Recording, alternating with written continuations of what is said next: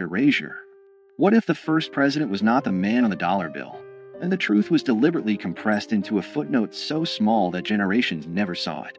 Because before George Washington placed his hand on the Bible in 1789, another man had already held the title of President of the United States. His name was John Hanson, and the fact that most Americans have never heard that name is not an accident. It is a story of constitutional confusion, political myth-making, and the deliberate shaping of national memory. To understand how this happened, you have to go back to a time before the Constitution, before the polished republic, back to a fragile confederation stitched together by war. In 1776, the 13 colonies declared independence from Britain, but independence was only the beginning. What followed was chaos: unpaid soldiers, collapsing currency, foreign threats, and states that behaved like small, suspicious countries rather than a unified nation. The fledgling United States needed structure. It needed coordination. It needed leadership. So in 1781, after years of debate, the states ratified the Articles of Confederation, creating the first national government of the United States. This government did not have an executive branch like we know today. There was no powerful presidency, no cabinet, no centralized authority commanding armies or vetoing legislation. Instead, there was Congress. And Congress elected a presiding officer. That office carried a formal title, President of the United States, and Congress assembled. On November 5, 1781, that office was filled by John Hanson. Hanson was not a general. He was not a towering plantation owner from Virginia. He was a merchant and statesman from Maryland. But when Congress selected him as its presiding officer, he became, by title, President of the United States. This was not symbolic. Under the Articles of Confederation, Congress was the national government. There was no separate executive. The President of Congress signed documents, corresponded with foreign powers, oversaw administrative matters, and in many ways embodied the leadership of the nation. Hanson served a one-year term. During that time, the Revolutionary War was still underway. He dealt with financial instability, troop demobilization, and diplomatic recognition. He presided over Congress as it accepted the British surrender at Yorktown's aftermath and navigated the fragile early sovereignty of the new republic. And yet his name is rarely mentioned outside specialized historical discussions. Why? Because after the war ended and the weaknesses of the Articles of Confederation became undeniable, a new document was drafted, the Constitution of 1787. This Constitution created a radically different office, a singular executive with defined powers, independent authority, and national visibility. It created what Americans now recognize as the presidency. In 1789, George Washington was elected under this new constitutional framework. He was not the first man to hold the title President of the United States, but he was the first president under the Constitution. That distinction matters. But over time, nuance was erased. The founders themselves understood the difference. They did not consider the presidency under the Articles equivalent to the executive created in 1787. The earlier office was primarily procedural, a presiding officer chosen by Congress, not a nationally elected executive. Yet as American mythology grew, complexity became inconvenient. A nation prefers clean origin stories. Washington became the first president, not because no one held the title before him, but because the new constitutional order redefined what the presidency meant. The old office faded into obscurity, but obscurity is not the same as non-existence. John Hanson was not alone. Before Washington, several men served as President of Congress under the Articles of Confederation, including Peyton Randolph, Henry Laurens, John Jay, and others. Hanson's distinction lies in being the first to serve a full one-year term after the Articles were fully ratified by all 13 states. And that ratification detail is where the controversy lives. Some historians argue that because Maryland was the last state to ratify the Articles in 1781, and Hanson was elected after that ratification, he was technically the first president of the fully unified United States government. This claim has been amplified in certain circles as proof that Washington was not the first president. But the reality is more layered. The presidency under the Articles had no independent executive power. It had no veto authority. It had no control over a standing army. It was not elected by the people or an electoral college. It was chosen by members of Congress and largely functioned as a moderator and administrator. Calling Hanson the first president in the same sense as Washington would be misleading. Yet erasing him entirely is equally misleading. The shock is not that Washington was not first. The shock is that American civic education rarely explains the transition between two completely different governmental systems. The real foundational lie is not that Washington served first.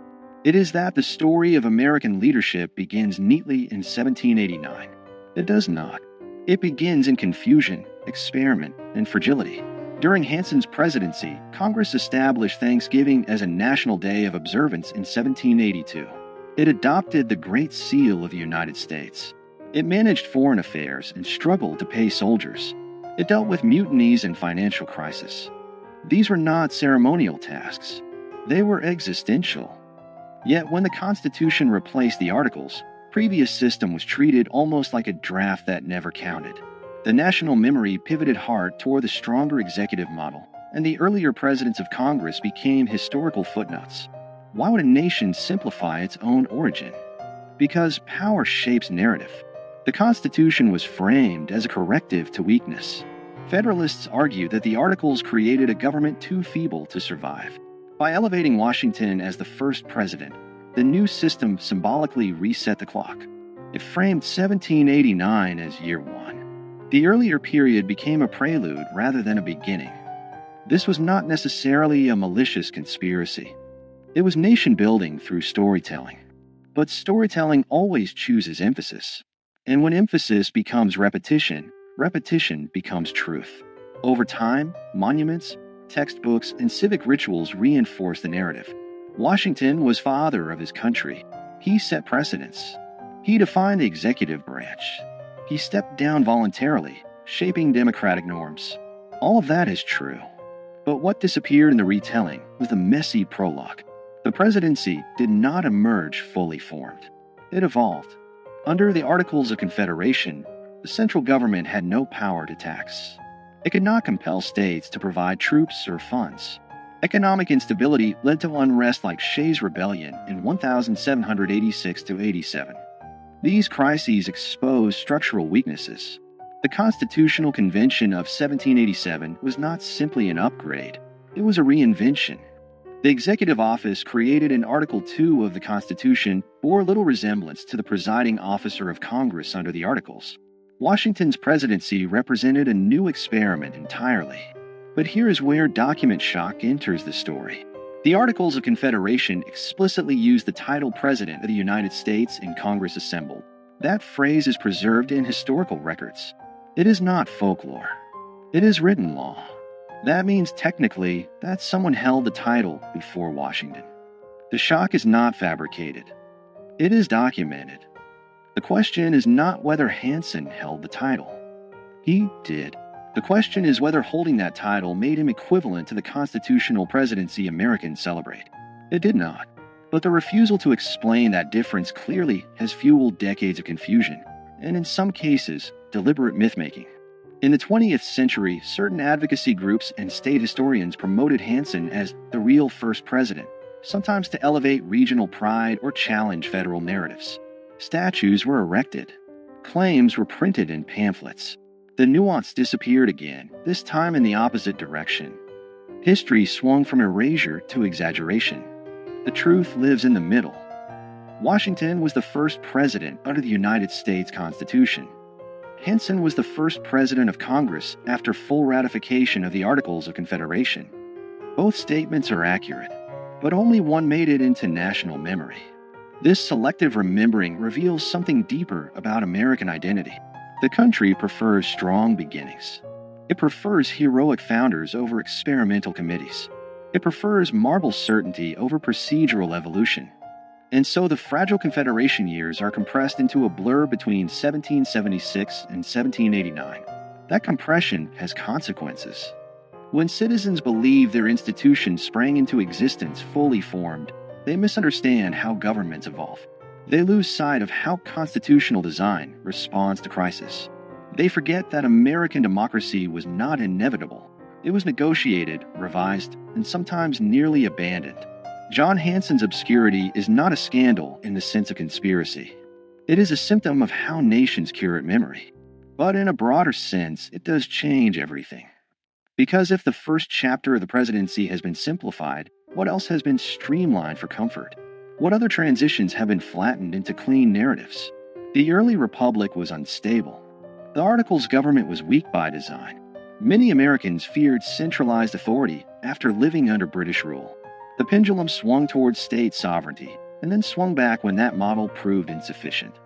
Washington's presidency did not emerge from triumph alone. It emerged from failure. Understanding Hanson's role forces us to confront that failure. It reminds us that the United States had a first attempt at national government that did not work as intended. It reminds us that the presidency itself was born from revision. And it challenges the idea that history is a straight line. If Hanson is remembered only as a trivia question, was Washington really first? The deeper lesson is missed. The deeper lesson is institutional transformation. The presidency Americans know today is not static. It has expanded dramatically since 1789. Executive power has grown through war, legislation, judicial interpretation, and precedent. From Washington's cautious leadership to the sweeping authority exercised during the Civil War under Abraham Lincoln, to the global executive power of modern administrations, the office has continuously evolved. Recognizing the earlier presidency under the Articles reveals that evolution in its earliest stage. It shows that titles alone do not define power. Structures do. And structures can change. In the end, the accusation embedded in this story is not that America lied about Washington. It is that America simplified itself. It presented a polished origin instead of a complicated birth. John Hanson's relative obscurity is not an injustice of race or suppression in the way other historical erasures have been. It is a reminder that institutional memory is selective. But selective memory shapes civic understanding. When citizens learn that there was a president before Washington, even if only in a different governmental form, they are forced to reconsider what first really means. They are forced to look closer. And when people look closer at their foundations, they often discover cracks, not fatal ones, but human ones. That discovery does not weaken democracy. It strengthens it. Because mature nations do not fear complexity. They embrace it. America's first president was hidden, not in a secret archive, not in a burned document, but in the quiet margins of a transitional government that did not survive. And understanding that hidden chapter changes everything about how we see beginnings. It reveals that power is defined by structure, that titles can shift meaning, and that national memory is shaped as much by storytelling as by fact. George Washington remains the first president under the Constitution. John Hanson remains the first president of the United States and Congress assembled after full ratification of the Articles of Confederation. Both are true, but only one became legend. The question is not whether Washington deserves his place. He does. The question is whether we are willing to tell the whole story.